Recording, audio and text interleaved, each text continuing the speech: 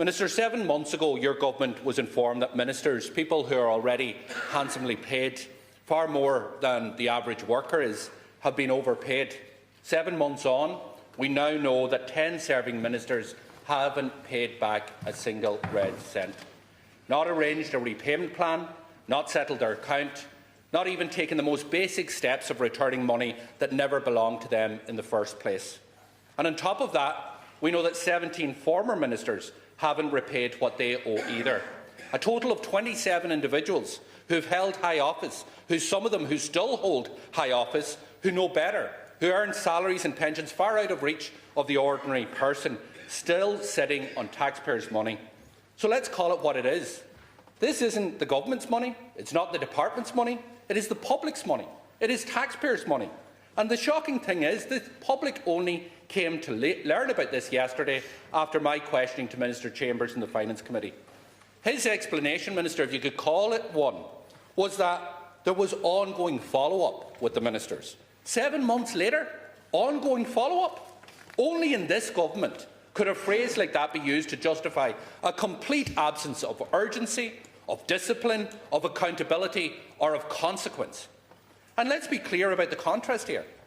If an ordinary worker or a pensioner is overpaid by the Department of Social Protection through no fault of their own, they're not given 7 months to agree to pay it back. What happens in the real world is very simple. The department acts without delay. And that is the experience of ordinary people right across the state. So why is it one rule for ordinary people and another rule for government ministers?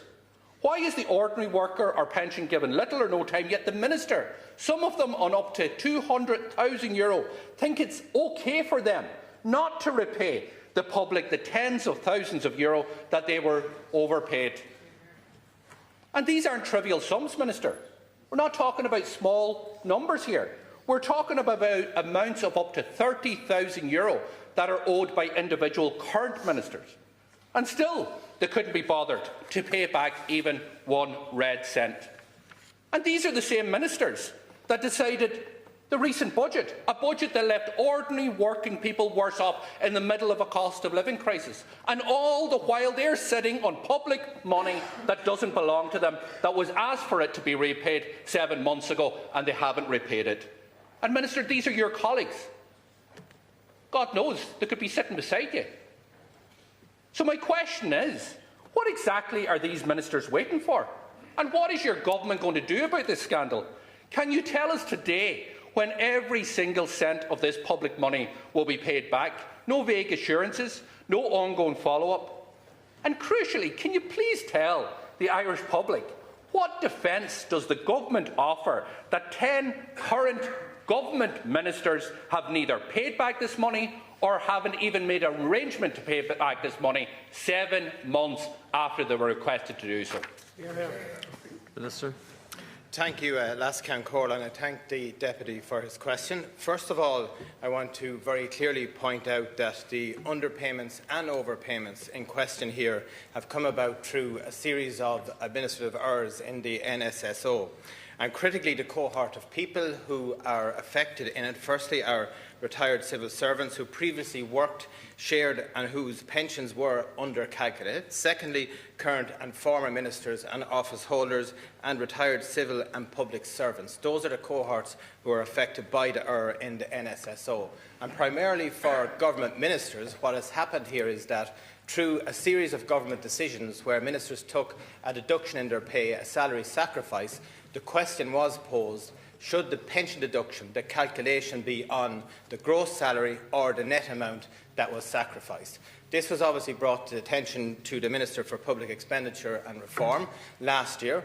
Not like what you have said, there was a public statement on it, and the Minister did answer questions at that particular time, because this is not the fault of any politician or any former civil servant. It is an error by the NSSO. The Government immediately committed to having a review carried out by Derek Moran, the chairperson of the NSSO, and that will report in March to ensure that something like this does not happen again. In relation to the ministers who currently, the 10 that you cite, that currently have not concluded the pay agreement in terms of repaying monies that was owed. A number of clarifications have been sought in relation to the calculations that were brought forward. And I absolutely know that everyone has the right to ensure that they are paying the correct amount, and every single minister wants to ensure that they are doing that, and that is very important. And I would also point out that the government is crystal clear that any retired civil servant or minister who does not comply or pay back what is due to the Exchequer will not receive their pension, because this is a key requirement in funding your pension. I would also robustly challenge what you say in relation to the social welfare protection code we have in this country. I, like many politicians here, do weekly clinics, meet constituents who are very vulnerable, and I have to say that the Department of Social Protection do not demand a repayment immediately. They work out payment plans that respect vulnerable citizens right throughout the state. And I want to put that forward. There are limits in terms of the gross threshold that is deducted every single week, bearing in mind the vulnerable situations that families find themselves in. And I have worked with the department in representing people who, sometimes through no fault of their own, have an overpayment to the Department of Social Protection. The second point I want to robustly challenge is that there is nothing in this budget for workers or for those who are most vulnerable in society. We have put forward a €300 million package for people who are vulnerable, and also to ensure that those who are working on lower incomes are rewarded. We have at this point in time increased by 40% the minimum wage over the last 4 years, and you will see the CSO returns that came through that real growth in the wages in our economy has been come true over the last number of years. 13 sectors growing evenly. We've also protected the most vulnerable by reducing the VAT rate on gas and electricity to 9%. That's €100 a month. Our free school book scheme, and increasing our social protection payments by €10, €520 for families every single year, as well as making improvements in terms of hot meals and the public service pay agreement, which gives 17% of an increase over the lifetime of the agreement for those who are most vulnerable, particularly a 3% top-up for those incomes that are under €50,000. That's how the government is delivering and protecting the most vulnerable, and to do that you need to have a strong engine room, a strong economy, of which you would know absolutely nothing about. Doherty. Minister, here, give him a wee clap there, because he defended some of you anyway. God knows, maybe it's people beside you that owe the tens of thousands of euro, money that's still resting in your accounts, no doubt. Now just let me make the point. Let me make the point. Maybe the ones that are heckling might have most to answer in relation to this here. The core issue of this here is that ministers were overpaid. Tens of thousands of euro. Some ministers paid that money back. In fairness to Jack Chambers, he called on all the ministers to pay it back. You didn't even have the audacity to do that. You didn't even have the cop on to do that. This money is not your money. It is the public's money. These are ministers that are paid €200,000.